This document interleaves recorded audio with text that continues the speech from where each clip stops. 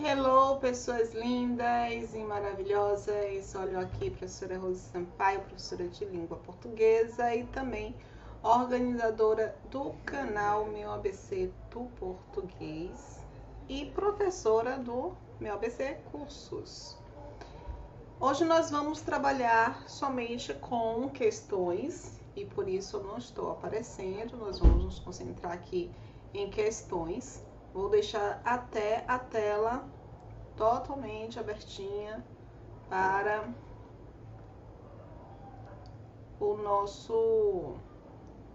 a nossa programação de slide, a nossa apresentação.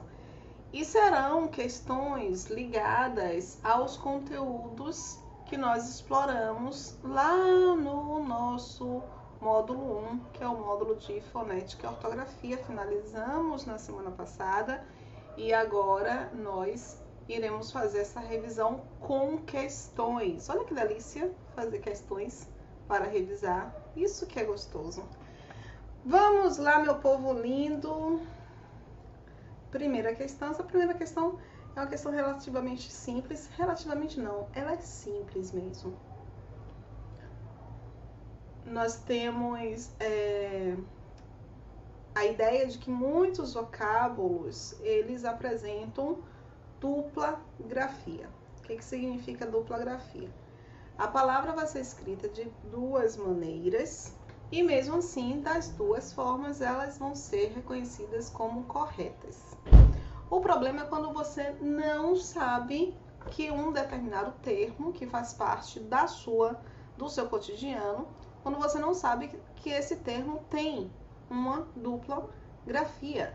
É o que acontece, por exemplo, com a palavra flecha, que também tem a sua estrutura em flecha. Imagina só, no concurso, encontrar a letra A já com flecha, você vai querer dizer que esse termo é um termo inadequado. E não é inadequado, é um termo de dupla grafia. Tem o mesmo sentido, mas pode ser escrito ali de maneira diferente.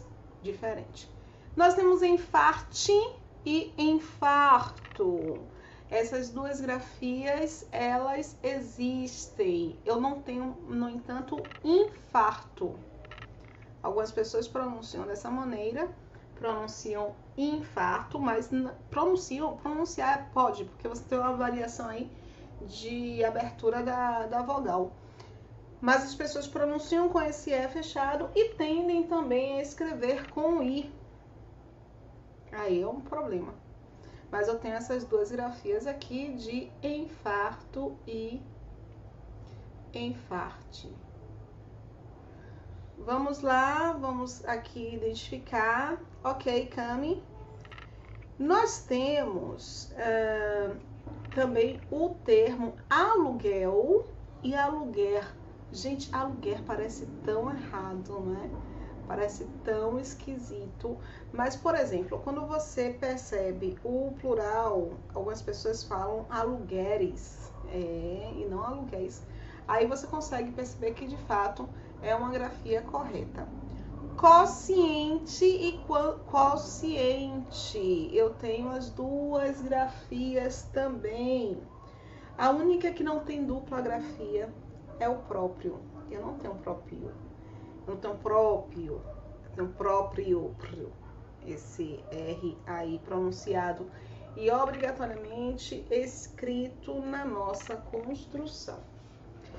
Portanto, esta questão, que é uma questão relativamente simples, ela gera uma certa dor de cabeça. Por qual motivo, prosinha?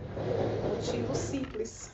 Nós não conhecemos todas as palavras. Me mandaram uma pergunta que eu achei bem interessante, um pedido, na verdade. Solicitaram que eu encaminhasse um material com a origem de todas as palavras em língua portuguesa. Vixe Maria, como é que eu vou fazer isso? A pessoa me perguntou, e isso tem muita relação com o nosso conteúdo, a pessoa me perguntou se todas as palavras têm uma origem. Sim, todas as palavras têm origem. E todas as palavras têm uma explicação para a sua estruturação. Pode não ser uma explicação exata, mas é uma expectativa gerada. Toda palavra ela nasce de um determinado movimento.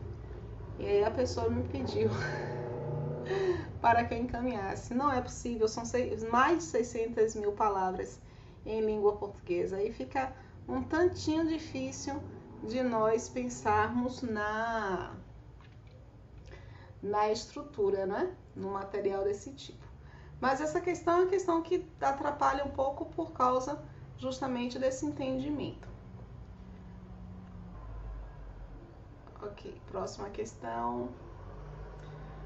Analise a opção em que a palavra sublinhada está corretamente grafada. Aqui no nosso módulo 1, nós falamos também, no módulo de interpretação, na verdade, nós falamos sobre os parônimos, os homônimos, os homógrafos, homófonos, e esta questão é a questão de homófono e homógrafo. O conteúdo de ortografia é um conteúdo que a regra, as regras que nós vemos, não são regras difíceis. O problema é quando nós nos deparamos com homófonos, homógrafos e parônimos. Aí é um problema.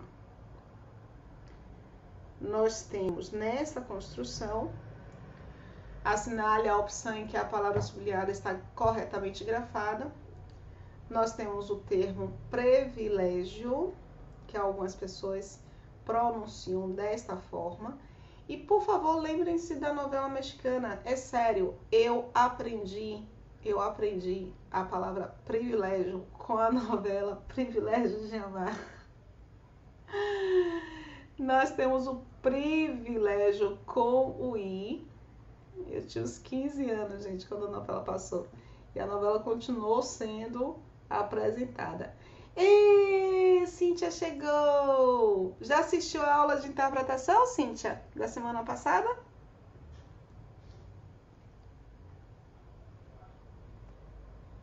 Ainda não conseguiu. Oh, lamentável. O privilégio, aqui mais uma vez, é uma questão que vai atrapalhar o concurseiro, sobretudo, concurseiro, vestibulando, aquela pessoa que está escrevendo um texto, sobretudo porque é um erro muito comum. Porque é um erro na fala, não é? É um erro na fala. Você tem na pronúncia, não na fala, mas na pronúncia do termo em desacordo com o que a fonética do português preconiza. Então, você não pode apresentar o privilégio, tem que apresentar o privilégio. É uma variação linguística, mas nós não estamos tratando de variação, de qualquer variação. Nós estamos falando sobre a norma padrão. E a norma padrão indica que nós precisamos apresentar privilégio e não privilégio, ok? Esta é a ortografia oficial do português. É o mesmo caminho, pensando em fonética, do que acontece com rúbrica, que é rubrica, na verdade, com recorde, que as pessoas pronunciam recorde. Então, é neste cenário, só que também interfere aqui no privilégio, vai interferir também na escrita. E aí nós temos a letra B.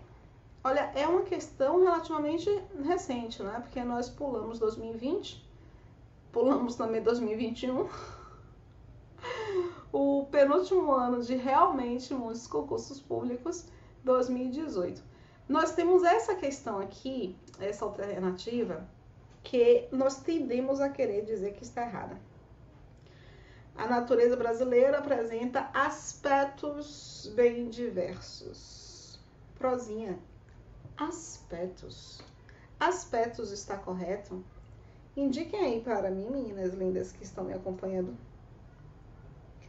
Aspectos está correto? Eu já estou colocando ali laranja dizendo que não. Mas vocês concordam com isso?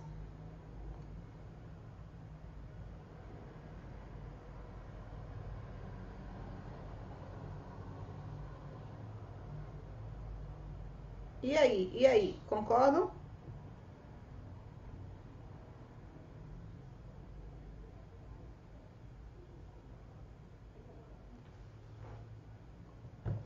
Eu sempre ouvi aspecto também. Pois é, depois do novo acordo ortográfico, as palavras que apresentam um C intersilábico sem apoio vocálico, nós perdemos, nós retiramos. E se retirou muito do português de Portugal. Então, em português de Portugal, é comum eles pronunciarem, não vou conseguir escrever aqui, eles pronunciarem aspectos, tá? No Brasil, nós temos ainda a conservação da pronúncia do aspecto. Mas como em 2009 houve a assinatura, se você falar que você caiu, eu acredito, tô falando. Mas não caiu completamente, não. Não caiu completamente, não. Aqui há uma aceitação da estrutura da palavra escrita com o C, tá? E sem o C. Então, essa palavra, ela está correta, ela está de acordo com a norma padrão, com a ortografia oficial do português, ok? Mas não dá vontade de assinar isso lá na hora da prova, não. No alto do morro, um palacete com piscina. Aí é que deu. Porque piscina dá uma vontade danada de escrever da forma diferente da que ela realmente é escrita. Quem nunca teve vontade de escrever piscina sem o S ou sem o C? Todo mundo já teve. Todo mundo já teve um dia na vida. Mas piscina ainda tem, igual a Priscila, a rainha do deserto. As sessões espíritas eram realizadas todos os dias. Aqui já não é uma questão de ortografia, não é uma questão de a palavra estar com a grafia correta ou incorreta. Aqui há uma questão de contexto. E nós falamos sobre isso lá na aula tanto na aula de ortografia, quanto na aula de parônimos, homônimos, homógrafos. Por qual motivo?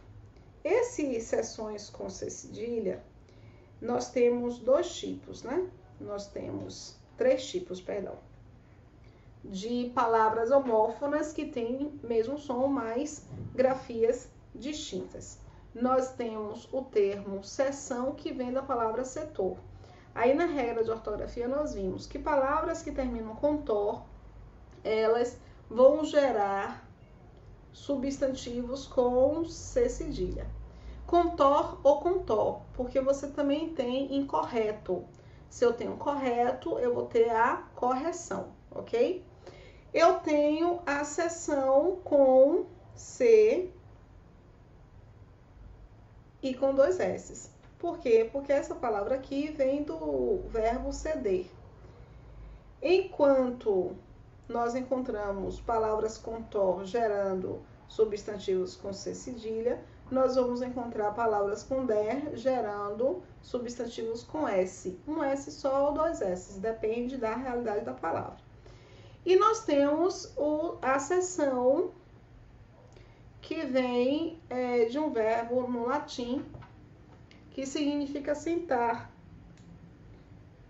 Eu não lembro como é que é a grafia do verbo em latim, vou procurar aqui. Sentar. Sentar. Meu teclado do celular tá péssimo. Sentar, latim.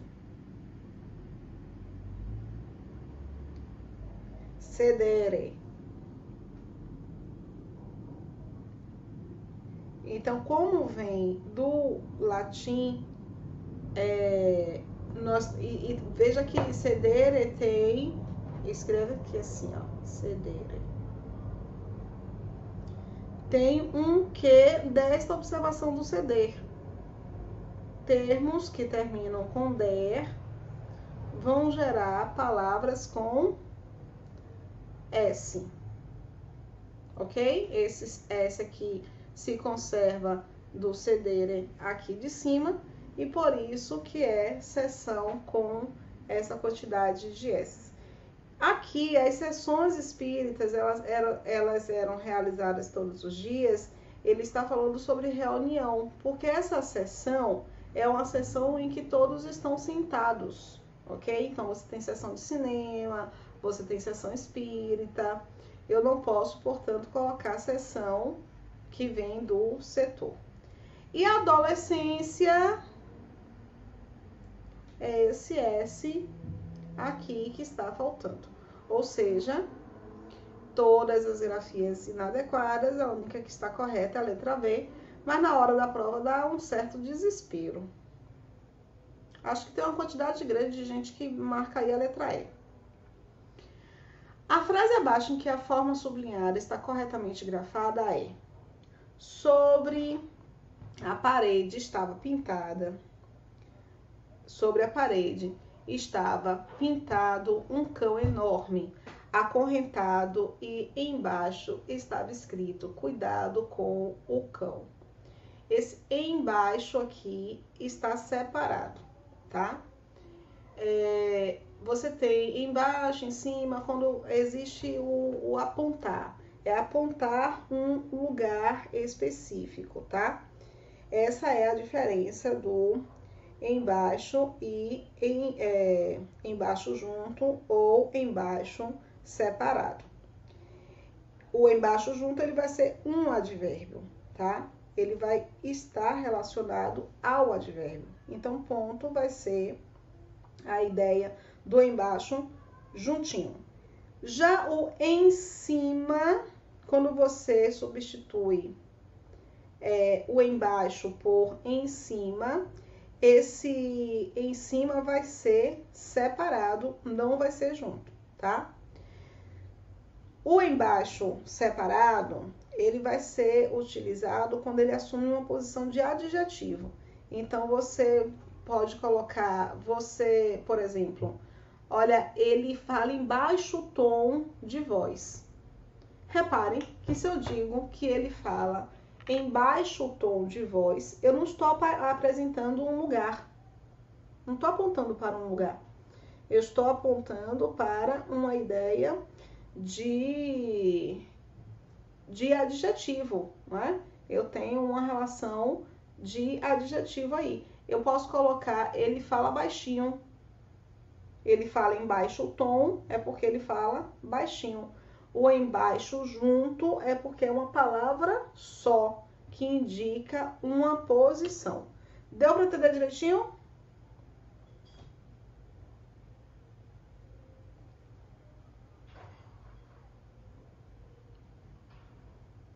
Vou seguir. Deixa eu ver aqui.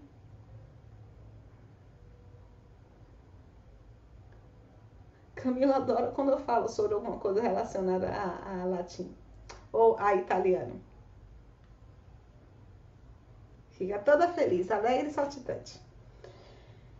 Encontramos, continuemos aqui.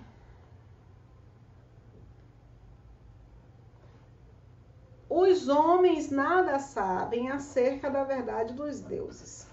Então, eu tenho acerca separada.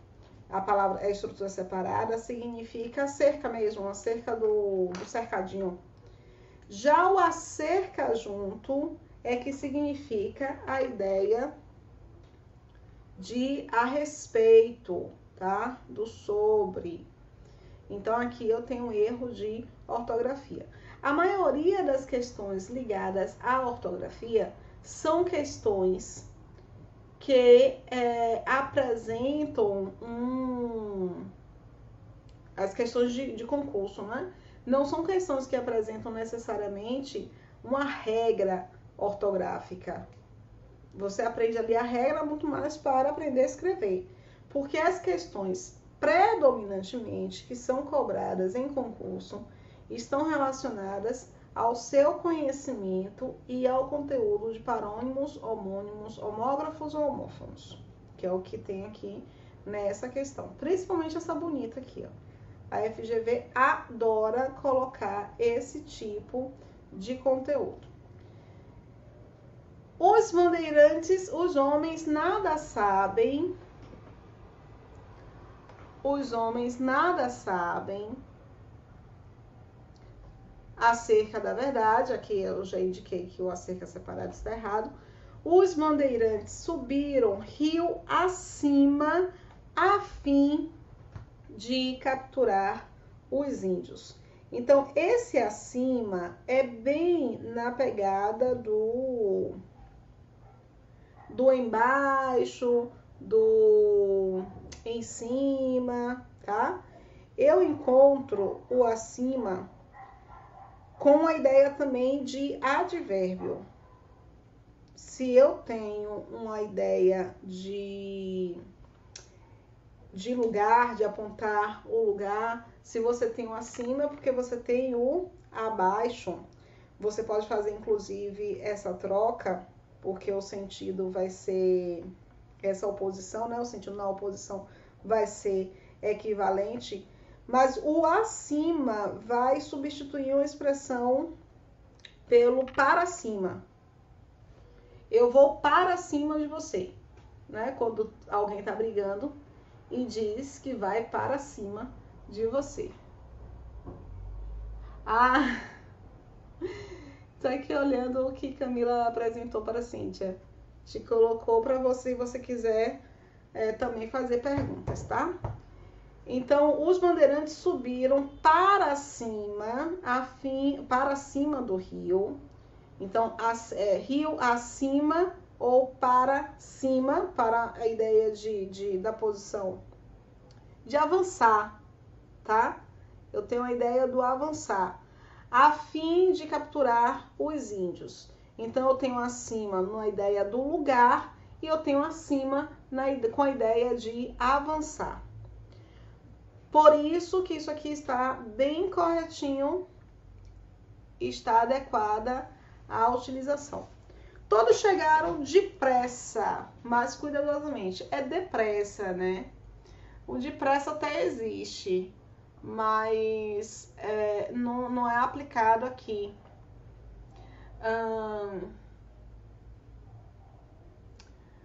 Eu estou pensando num contexto para utilizar esse depressa.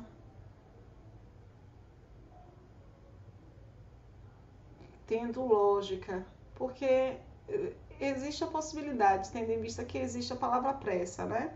A ideia de com pressa, mas o depressa é a ideia do apressadamente. Aí você tem uma ideia de apressados, porque todos estavam apressados quando chegaram. Nesse caso, por exemplo, eu tenho um predicado verbo nominal. Por incrível que pareça, esse depressa aqui, ele não é um advérbio, ele é um adjetivo, ele se relaciona com todos. Eu tenho duas informações aí, eu tenho uma informação ligada a uma ação e uma informação ligada a uma característica. Por isso que é um predicado verbo nominal. A situação era perigosa, por isso aqui é muito comum, gente, apesar de algumas pessoas acharem grotesco, mas as pessoas erram bastante esse por isso. E por que as pessoas erram tanto? É igual ao erro relacionado ao com certeza. As pessoas erram muito porque é uma estrutura repetida sempre na mesma construção. Então, quanto mais você repete, você vai internalizando como se aquela estrutura fosse junta, tá? E vai ser no caso, tem que ser no caso separada. Aqui está correta, portanto, letra C. Mais uma questão que comprova para nós a ideia de que quando eles cobram o conteúdo de ortografia, eles não cobram exatamente a regra de ortografia, mas o seu conhecimento sobre as palavras. E às vezes colocam cada palavra que Deus benza, mesmo raro seja, em nome de Jesus, amém. Os vocábulos oxítonos, após, país e até, são acentuados graficamente de acordo com a mesma regra de acentuação gráfica. Aqui a gente vai retomar um pouquinho e é neste momento que a gente consegue fazer uma revisão ampla de acentuação. Dentro do processo de acentuação, nós temos que entender que existem as palavras monossilábicas, os monossílabos, portanto. Então, existe a regra para os monossílabos. Existe a regra para as oxítonas. Existe a regra para as paroxítonas.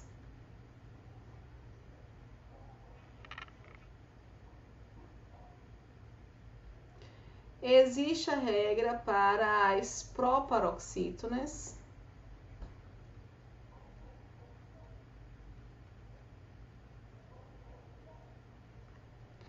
Existem as regras para os hiatos. Depois disso, existem as regras dos acentos diferenciais, tá? Vocês conseguem entender a regra de acentuação apenas com esse quadro. Os monossílabos, eles serão acentuados quando eles forem monossílabos tônicos. Os monossílabos tônicos.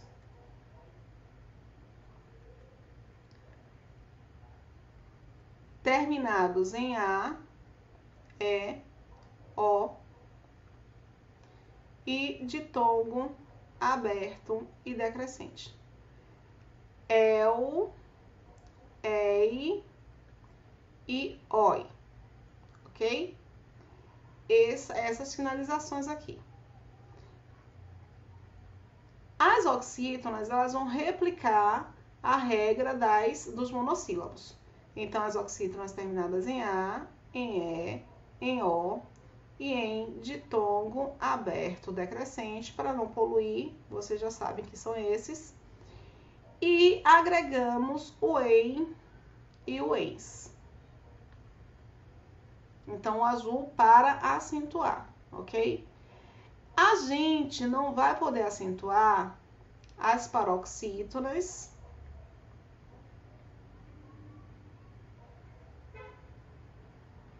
quando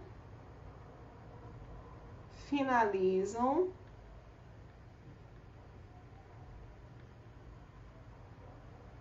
em A, E, O, ditongo aberto e decrescente. Pode finalizar em ditongo, mas não pode ser ditongo aberto e decrescente, ok? Ou seja, não pode ser oi, el e ei, beleza?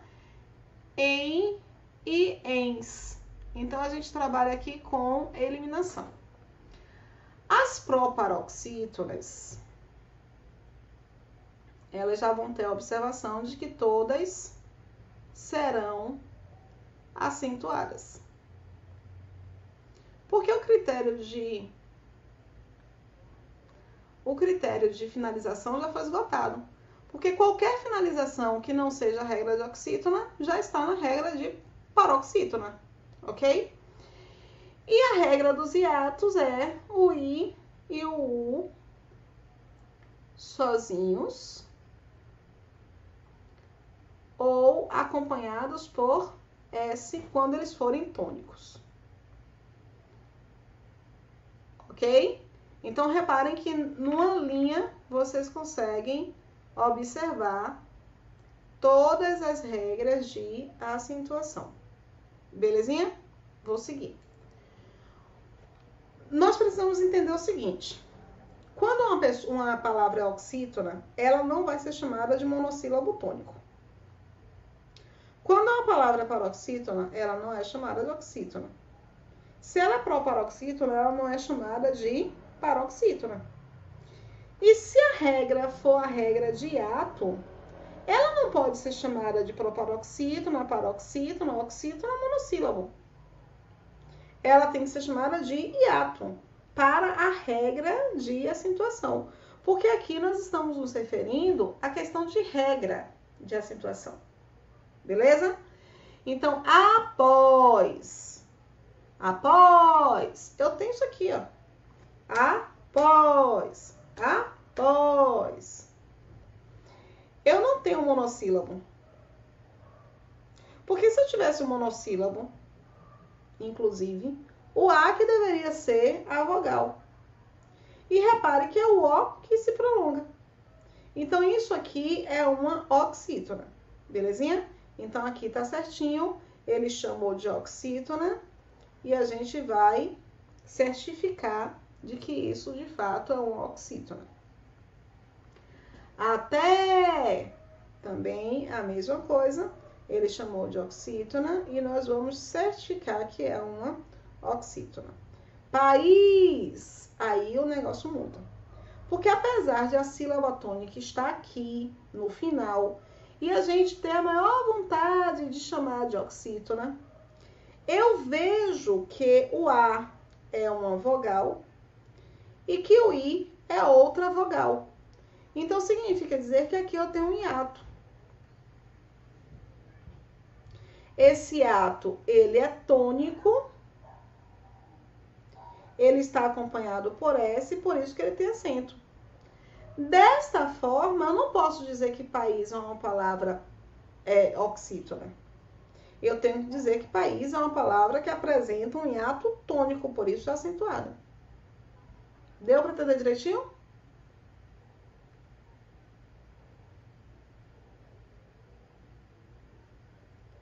Indiquem aí para mim. Beleza. E é uma confusão que eles sabem que vocês fazem na hora da prova. Eles têm certeza que vocês fazem na hora da prova. Então, como eles sabem que o pessoal tende a fazer a separação e a dizer assim, termina com, eu faço a separação, tem acento, eu vou chamar de oxítona. Como eles sabem que isso é passível de acontecer, eles colocam palavras assim que vão confundir a nossa classificação. Portanto, errado, ok?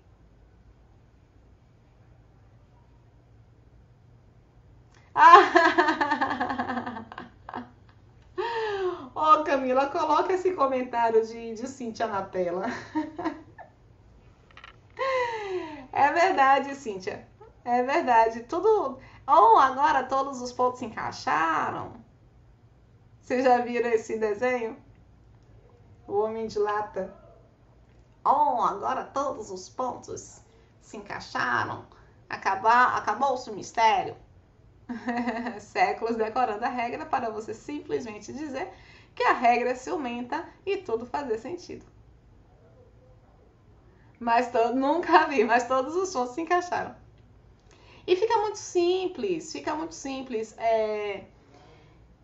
Uma vez uma aluna falou para mim, Rose, você pode não saber tudo, mas tudo que você sabe, você apresenta de forma simples, sem problematizar. Porque o lance todo é você problematizar ou não problematizar as teorias ligadas à língua portuguesa, né? Quando você problematiza demais, você afasta do processo mais essencial de compreensão da língua, que é a comunicação. Suas vozes frágeis e seus corpos miúdos sugerem que elas não têm mais de 7 anos, mas já conhecem a brutal realidade dos desaventurados cuja sina é cruzar fronteiras para sobreviver. Na digitação desse fragmento do texto, o corretor sublinhou um termo indicando-o como inadequado. Assinale a opção que indica o termo destacado. Aí é horrível, porque ele pede para você identificar o erro em um fragmento. E quando esse fragmento ainda é curtinho. Quando é um fragmento maior, amigo, amiga, você entra num desespero, porque olha e não vê o erro. E aí você encontra o termo, o gabarito já indicado. Aí nós vamos analisar os demais. O termo desventurado,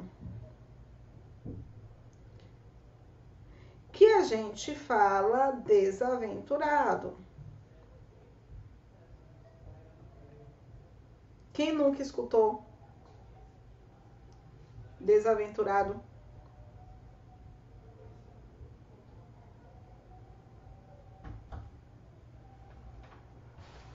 Oi, Rose. Quem nunca escutou Desaventurado? Assim, de nome eu não tô lembrado não. Por que você tá querendo ser abafado?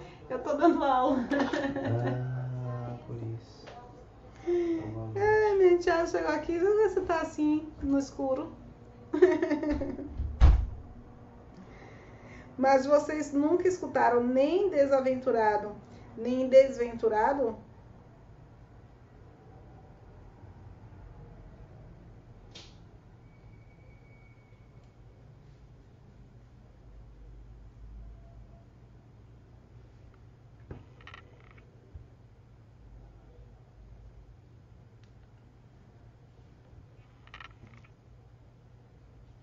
É Desventuras, é.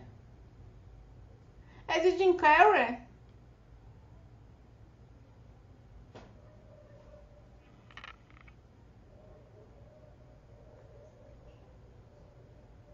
Não sabia que era dele, não.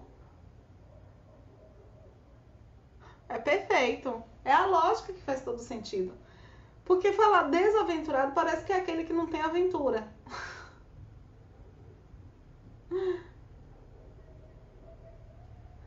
Perfeito, perfeito. Eu tentei assistir essa série uma vez, fiquei triste. Os primeiros episódios são muito tristes. Na verdade, eu pensei assim, poxa, é uma série pra criança mesmo. Não é aquela Desventuras em série, né? De dois órfãos. Fiquei triste.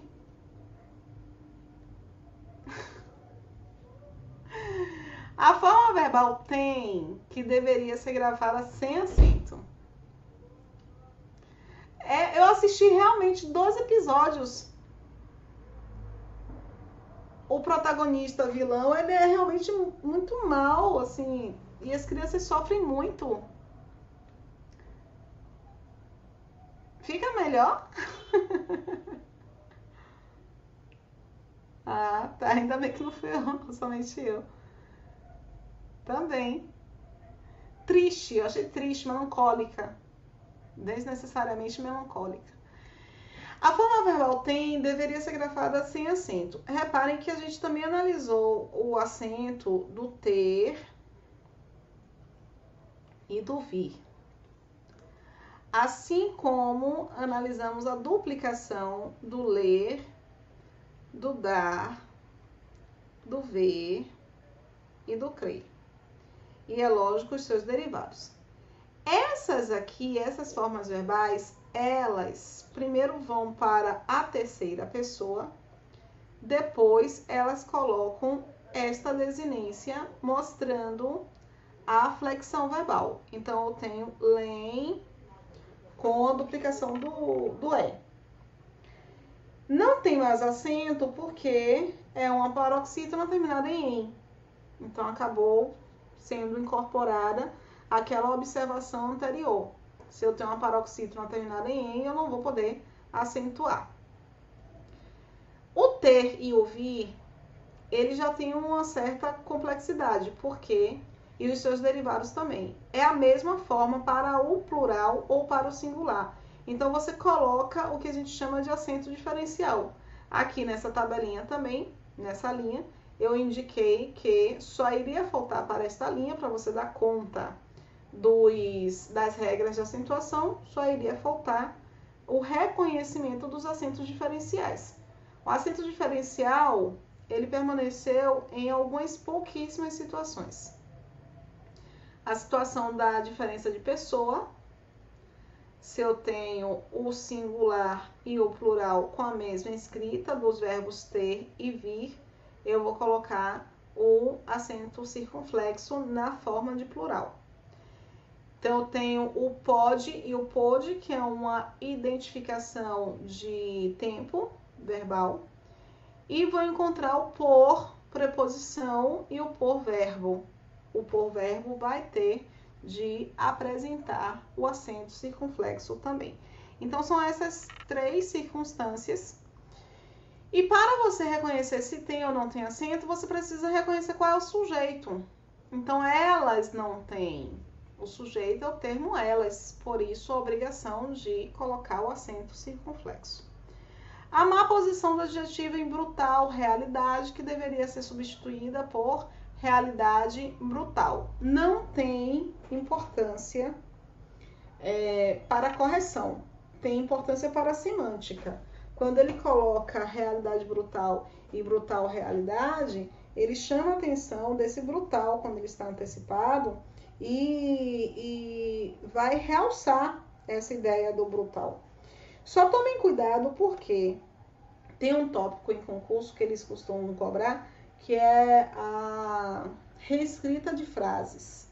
E a FGV adora cobrar o reconhecimento de a mudança da posição alterar a classificação morfológica. Essa é uma pergunta bem recorrente. Por exemplo, seja bem-vinda novamente, viu? Por exemplo, quando eu digo aqui o estudante jovem chegou. E o jovem estudante chegou.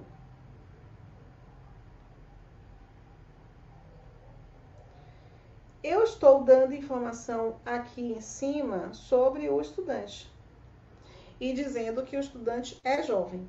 Então, jovem, neste caso, é um adjetivo e estudante, nesse caso, é o substantivo. Mas quando eu falo o jovem estudante chegou, quem chegou foi o jovem. É o substantivo e o estudante é o adjetivo.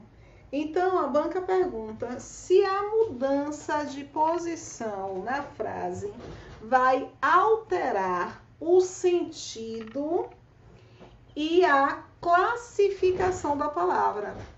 Então, não altera o sentido. Não, nesse caso, altera o sentido. Do estudante altera o sentido. E além de alterar o sentido, vai alterar também a classificação da palavra. Existem estruturas que só alteram o sentido. Por exemplo, é um homem cego e é um cego homem. É um homem cego, eu estou falando sobre a visão mesmo, sobre essa questão física. E é um cego homem, eu estou falando sobre essa visão mais subjetiva, certo? A forma verbal sobreviver deveria ser substituída por sobreviverem. Suas vozes frágeis e seus corpos miúdos sugerem que elas não têm mais de 7 anos, mas já conhecem a brutal realidade dos desaventurados, cuja sina é cruzar fronteiras para sobreviver. Repare, isso aqui é uma oração subordinada adverbial final. Nessa oração subordinada adverbial final, ele está ligado à ideia de cruzar fronteiras. O substantivo, quem vai sobreviver, são esses desaventurados, que eles chamam de desaventurados aqui, mas a gente já corrigiu para desventurados. Então, como está distante, tanto faz colocar no plural ou no singular. Se por um acaso esta oração fosse uma oração completiva nominal, seria obrigatório se manter no singular, ok? Mas como não é, aí você tem esta possibilidade de fazer alteração de um infinitivo não flexionado para um infinitivo flexionado, ok? A forma do relativo cuja deveria ser alterada para em que. Notem o seguinte, o cuja e o cujo, a gente vai detalhar bastante isso no módulo 2. Inclusive, Cíntia, por falar no módulo 2, nós não vamos conseguir começar o módulo 2 na próxima semana. Próxima semana eu terei de fazer uma pausa por causa de um compromisso que eu não tenho condições de adiar. E aí, como quinta-feira eu estou em feira e sexta-feira perdeu a cadeira, né? Que besta. Você sabe essa música, Cíntia? Aí sexta-feira ninguém merece. Mas eu não dou aula na sexta-feira porque o pessoal não faz. É uma cantiga de roda para criança. Foi pra feira, perdeu a cadeira. Quando alguém sentava, você levanta e alguém senta no seu lugar. Aí a pessoa volta, ai, levante. Aí você diz assim, não, foi pra feira, perdeu a cadeira. Aí o interior para o qual eu vou é Feira de Santana. Perdeu a carroça? Foi pra roça, perdeu a carroça. Diversidades regionais. Então, esse cujo aqui, que a gente vai detalhar bastante no módulo 2 de morfossintaxe, esse cuja, ele sempre vai estabelecer uma relação de posse entre dois substantivos. Então, assina é dos desaventurados. Só porque está escrito aqui desaventurados. Mas está escrito, é isso que eu vou ler, não é? Assina é dos desaventurados.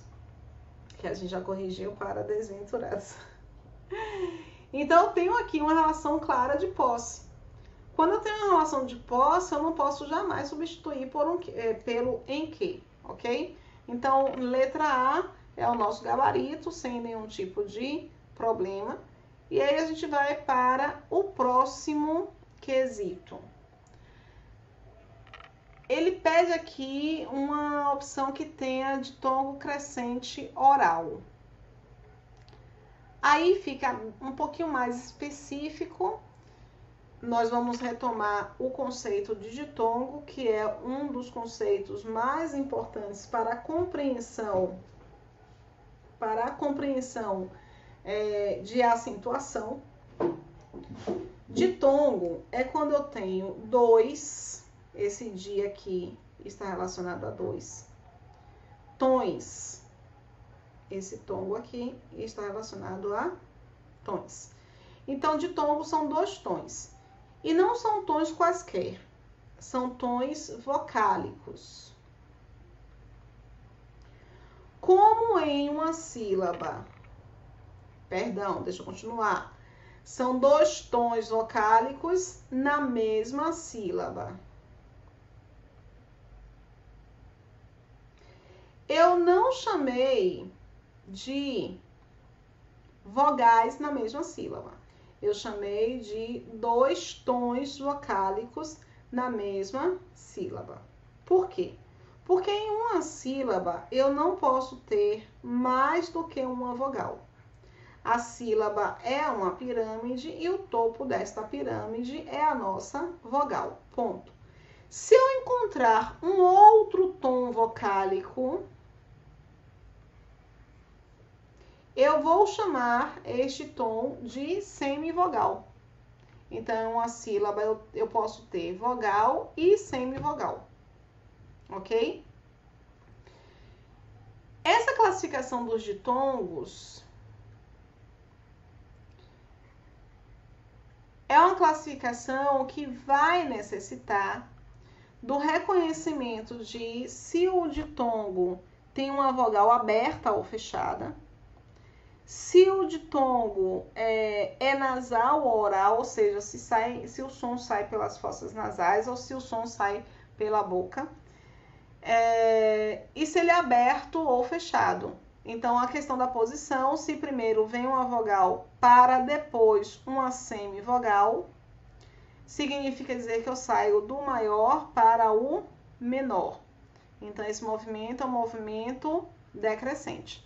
Se eu encontro uma semivogal e depois uma vogal, é porque o meu movimento aqui é um movimento do menor para o maior. Por isso, movimento crescente. Ok? O que nós vimos? Ele é oral ou nasal. Ele é crescente ou decrescente. Ele é aberto ou fechado, sendo que a ideia de ser aberto ou fechado só vai acontecer no ditongo que tem o E ou o O como vogal. Cíntia, ó a nova marquinha. Aqui é o A do ABC. Aqui é a versão minimalista. A versão desenvolvida tem um ABC do português. O meu ABC do português. Mas eu adorei tanto essa versão minimalista que eu só vou usá-la. Não vou usar outro, não. Você precisa ver o material, minha filha, de interpretação que a gente está produzindo. O módulo novo. Vocês vão ter acesso a esse módulo novo. Mas tá lindo. Eu vou regravar o que a gente já fez, inclusive. Mas sábado eu já faço com um material novo.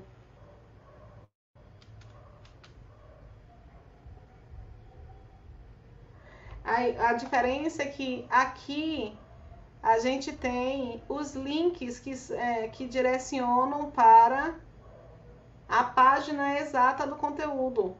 Então, quando vocês pegarem esse conteúdo em PDF, quiserem ler pela internet, vocês vão poder clicar e aí vocês serão direcionados para o conteúdo original. O conteúdo original não, o slide do conteúdo. Aqui. Não é? Animadoras. As cores. Então tem bastante espaço para eu fazer as anotações. Esse não é o material que vocês irão ter para fazer a impressão, porque não tem lógica vocês fazerem a impressão de um slide com uma informação. Aí nós estamos ajustando um material em Word para que vocês tenham esse material exatamente com o que eu vou apresentar, não é? Mas eu tô apaixonada.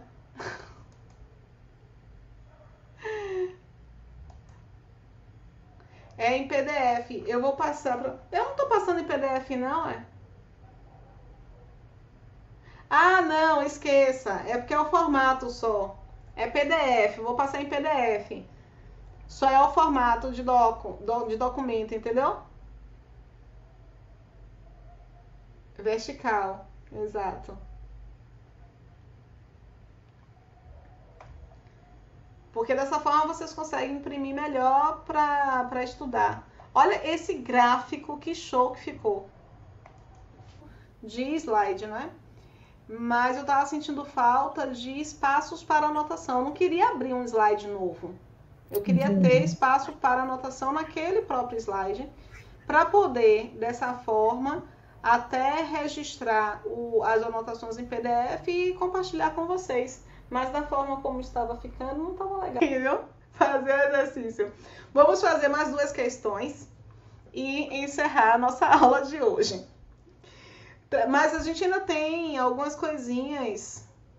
Se der, na semana que vem, a gente se encontra só para finalizar essa lista. O que você acha?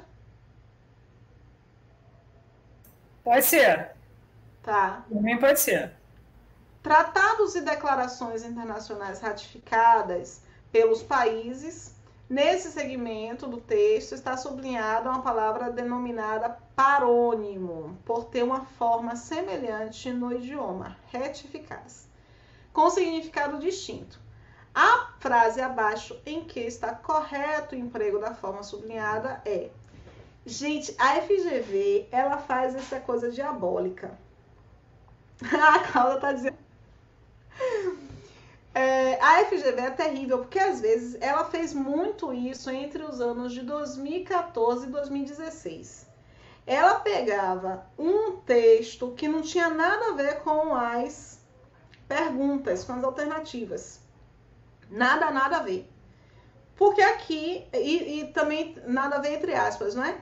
Ela também iniciou uma tendência de explicar o conteúdo, ela e a César Granhill, explicar o conteúdo usando o enunciado. Então, ela dava uma explicação do conteúdo, ficava, portanto, um enunciado longo, e no lugar de ajudar o candidato, pasmem, prejudicava. Porque as pessoas, elas se enrolavam todas. Elas não conseguiam entender, focar na pergunta, porque antes da pergunta, ele explicava o conteúdo. Aqui ele explica, a FGV explica, mas explica de uma forma rápida e por meio de exemplo. O parônimo, par, significa dois, né? A ideia da parceria. E nimo está relacionado a nome. Então, é um par de nomes que vão se diferenciar levemente por causa de um determinado fonema. No caso, o fonema A e o fonema E. Encontramos aqui as alternativas. As organizações aguardam o diferimento. Da forma como ele apresentou, parecia que que a banca, né, que ela iria nos perguntar algo sobre ratificar e retificar. Então, quando o candidato sai desse enunciado e entra aqui nas alternativas e vê que a banca não vai perguntar algo sobre ratificado e retificado, inevitavelmente ele volta para fazer a leitura. E isso gasta tempo. Entenderam o processo da banca? O que a banca faz para passar a rasteira? As organizações aguardam diferimento de seus pedidos para que possam começar a atuar nos conflitos. Ele quer o correto emprego. Existe sim a palavra diferimento, que vai criar uma oposição com a palavra deferimento. Então,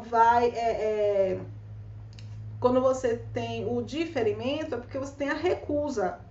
O deferimento é a aceitação.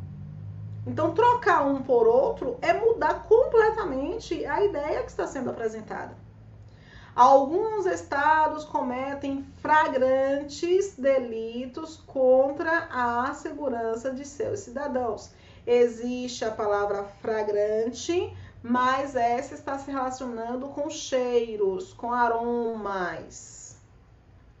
E existe a palavra flagrante, que aí sim é a ideia de ser tomado, né, no susto e no ato, no momento exato do ato que está sendo ali executado. Devido a conflitos violentos, alguns cidadãos imigram para outros países em busca de segurança. Gente, isso aqui é muito legal porque trata da diferença entre emigrar e imigrar. Uma pessoa ela pode ser ao mesmo tempo imigrante ou emigrante. Ela vai ser emigrante no momento em que ela sai do país, de um determinado país de origem. E ela vai ser imigrante no momento que ela entra. Então, todo imigrante é um imigrante. Porque todo mundo que sai tem que entrar em algum lugar. Não tem como ele ficar perdido no espaço. E talvez mesmo perdido no espaço, ele vai estar imigrando em algum espaço abstrato, né? Então, essa relação é uma relação muito dependente da estrutura, da preposição, melhor dizendo, com a qual vai ser ali trabalhada. A qual vai ser ali trabalhada. A preposição que a gente está trabalhando aqui é a preposição para. Então, a preposição para, ela dá a ideia de saída. A preposição de entrada é a preposição em. Eu poderia ter a preposição para dar a ideia de saída, e a preposição de também para dar a ideia de saída. Então, ou eu utilizo o em, ou eu utilizo o para. Ou eu utilizo o para e o emigrar, ou alguma coisa tem que ser alterada aí nessa estrutura. Ou eu mudo a preposição, ou eu mudo o verbo, ok? Houve um vultuoso comércio. Houve um vultuoso comércio de mercadorias contrabandeadas dos conflitos. E aí eu pergunto para vocês: vocês já ouviram falar do termo vultuoso?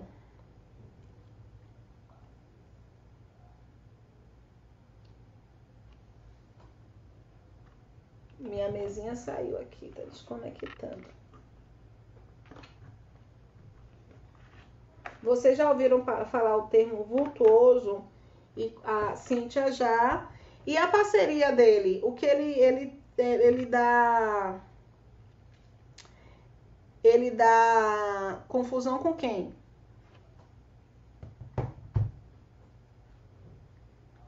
Olha, a diferença é mínima. Vultoso. Eu tenho vultuoso e tenho vultoso. O vultuoso está relacionado a inchaço. Então, quando você está inchada, você está vultuosa, tá? O vultoso tem ideia de volume, de grande. Então, houve um grande comércio de mercadorias. Eu teria que colocar, portanto, vultoso. Mas se o candidato não conhece essas duas palavras e não entende que essas duas palavras têm sentidos distintos, fica muito complicado ele resolver uma questão desse tipo. Eu coloquei lá no material novo, Cíntia, de interpretação, naquela parte de homonímia e paronímia, eu coloquei uma lista enorme de parônimos. Para você ter noção, acho que a fonte é fonte 9, espaçamento simples, e eu tenho 2 páginas com 2 colunas, com a indicação de parônimos, homófonos e homógrafos. Porque é um conteúdo que realmente é segurar na mão de Jesus. É exatamente. Questão certa. E se eles pegarem uma que você não conhece, tá frita. É segurar na mão de Jesus, minha filha. Nesse momento, as organizações procedentes de países mais desenvolvidos são normalmente mais confiáveis. Então, ele está aí colocando o procedente em oposição a precedente.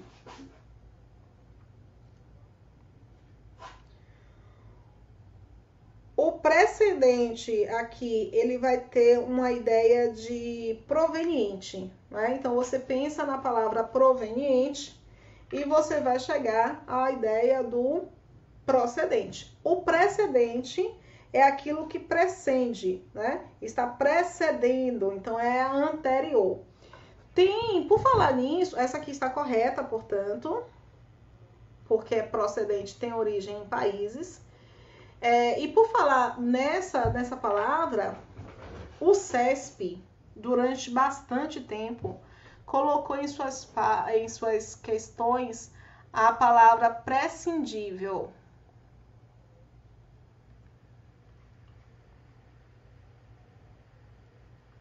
Primeiro eu vou falar, tá?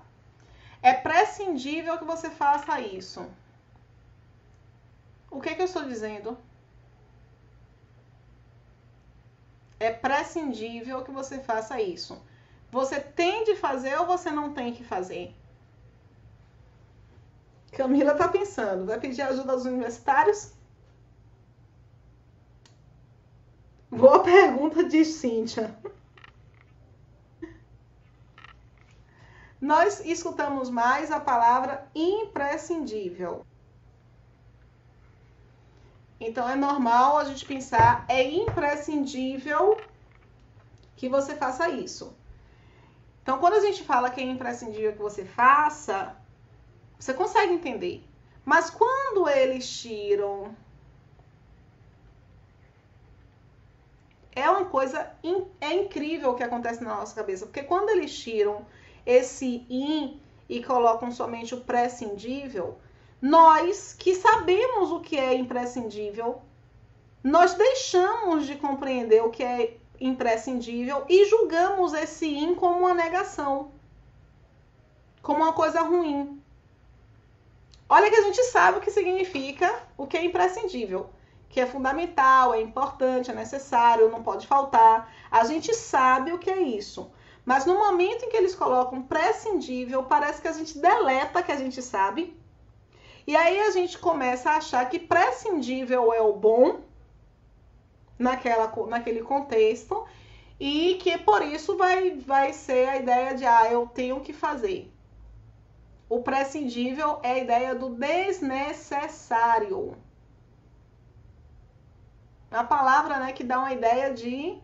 A gente encara como se fosse algo ligado ao necessário.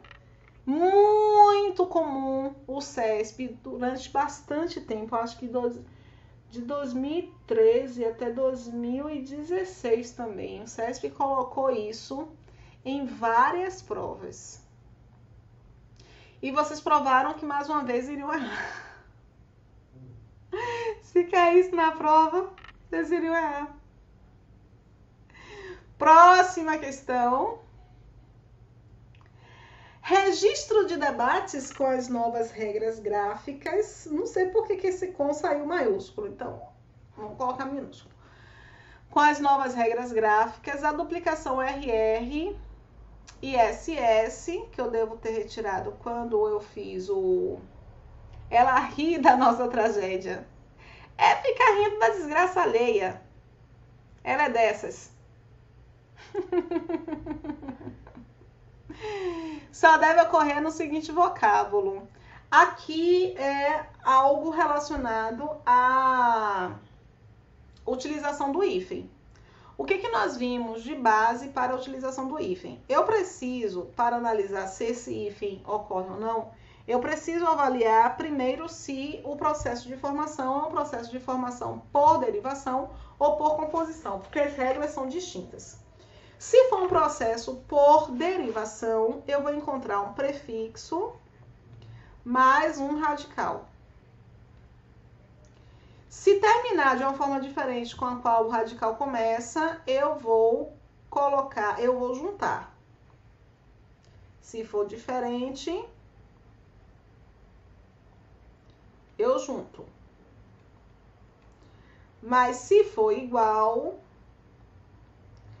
eu separo. Então, prefixo finalizando de forma diferente com a qual o radical começa, ele vai ser separado. Então, você encontra aqui o porta-retrato. Esse porta vai ser reconhecido como um falso prefixo, tá? Então, aqui eu tenho o retrato e esse R está aqui no meio do caminho. Mas esse R não existe na estrutura original. Você tem o porta e você tem o retrato. Se você tem estruturas diferentes, você vai juntar. Só que se você juntar sem replicar, você vai ter o porta-retrato. E tem que conservar, no entanto, este som. Correligionário. O có sempre junta. Religionário, o meu radical. Perdão, deixa eu ver.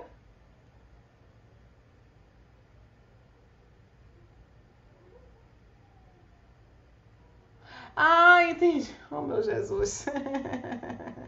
Deixa eu voltar aqui um pouquinho, tá? Comecei na base correta. Você tá dizendo assim, como assim não é para colocar? É para colocar. Vou questionar o gabarito. Tô apagando. Eu vou escrever novamente o que eu coloquei aqui só que eu preciso abrir um espaço.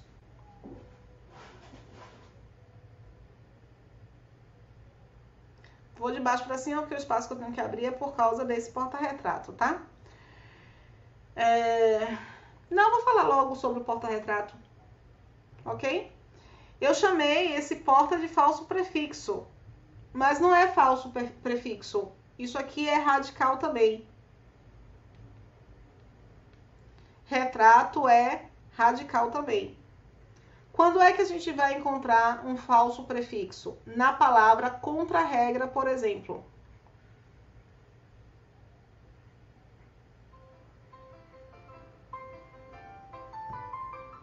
A palavra contra-regra, esse contra é um falso prefixo. Na palavra autoescola,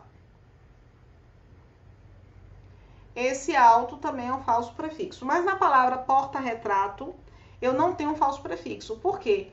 Porque quando a estrutura porta, ela pode criar para nós outras estruturas, como a construção, por exemplo, de portaria, de porteiro, de portar, de portado. Então, se eu posso criar outras palavras a partir dessa estrutura, significa dizer, e com estruturações distintas, significa dizer que eu tenho aí um radical. É diferente do que acontece com super. Super, toda vez que eu vou construir uma palavra que tenha super, super sempre vai ser super e sempre vai dar a mesma ideia. Ok? Deu para entender direitinho? Beleza. Hiper, a mesma coisa. Então, significa que essas duas estruturas, elas são radicais. Co é o mesmo caminho. Co é um radical. Perdão, é um prefixo.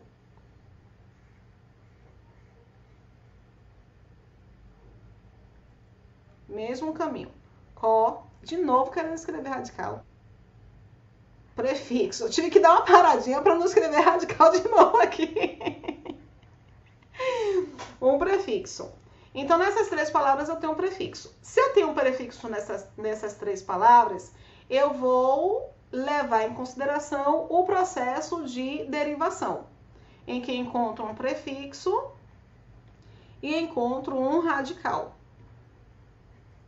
Belezinha? Se eu tenho diferentes, junto. Se eu tenho iguais, separo. Então, super e hiper terminam com R. Rápido e reacionário começam com R. Então, eu tenho que obrigatoriamente separar. Explicação clara aqui com o super e o hiper, não é? Aí vem a explicação do correligionário. O co é um prefixo e religionário é o nosso radical. Então, o que vai acontecer? Eu vou juntar e aí eu tenho que duplicar o R. Obrigatoriamente. Só que as palavras mestre-sala e porta-retrato, elas não têm um processo de formação por derivação. Elas têm um processo de formação por composição. O que a gente tem que levar em consideração? Que no processo de composição eu tenho mais de um radical. Eu não vou poder olhar dessa maneira, de um radical terminar de uma forma diferente com a qual o outro radical começar. Não, eu não posso olhar dessa maneira. Como é que eu olho? Eu olho se há conservação semântica de cada um dos radicais. Se eu perco a noção, vou até colocar enfraqueço, tá? Se eu enfraqueço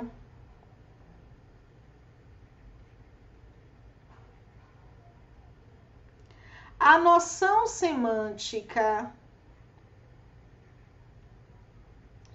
da unidade lexical. Não imaginei que ia ser tão longa essa estrutura. Se eu perco a noção semântica da unidade lexical, de uma das unidades lexical, significa dizer que eu vou juntar. Pró eu não entendi. Você vai entender ao lembrar da palavra girassol. O ato de girar, ele diminuiu, ele enfraqueceu a noção, a palavra girar, enfraqueceu a noção semântica na unidade. Então você não pensa mais em girar para o sol, você pensa logo na flor. Resguarda um pouco da noção de girar para o sol, porque o girassol, ele gira para o sol. Mas eu não penso em girar para o sol logo de primeira. No entanto, na palavra conta-gotas, conta não é de contar, não, de conta. De conta, oxi. Conta-gotas. Eu tenho a ideia de contar as gotas. O conta-gotas não é isso? Você vai contando, vai pingando ali e vai contando as gotas. Então, a utilidade, a unidade semântica da ideia de contar as gotas não se perde. Professora, isso é muito subjetivo. É subjetivo. É subjetivo e coletivo ao mesmo tempo. Porque em paraquedas você não pensa em parar a queda. Você pensa no objeto. Em paralamas você não pensa em parar a lama. Você pensa no objeto. Em pontapé você não pensa na ponta do pé. Você pensa no ato. Quer dizer, o pontapé.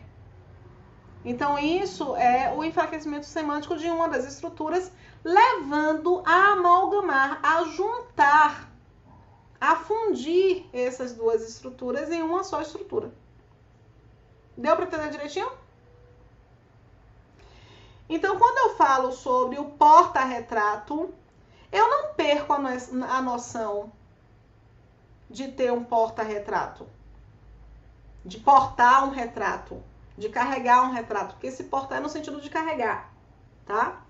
Então, não perco. Como eu não perco, cada um dos termos vai ficar no seu quadradinho. Mestre e sala, a mesma coisa. Cada um dos termos vai ficar no seu quadradinho, porque eu tenho ainda a conservação semântica da unidade lexical. Entenderam direitinho? Pessoas lindas e maravilhosas, por hoje é só. Quarta-feira eu vou fazer 1, 2, 3, 4, 5, 6, um monte. 7, 8, 9, 10, 11. Ih, não sei se vai dar tempo. Eu vou ter que sair 9 horas. Eu acho que se eu sentar aqui já arrumada, eu consigo. Na quarta-feira que vem. Se eu não conseguir fazer essas todas, que eu perdi a conta, viu, Cani? Eu vou fazer algumas. Mas por enquanto é só. E Cíntia, até...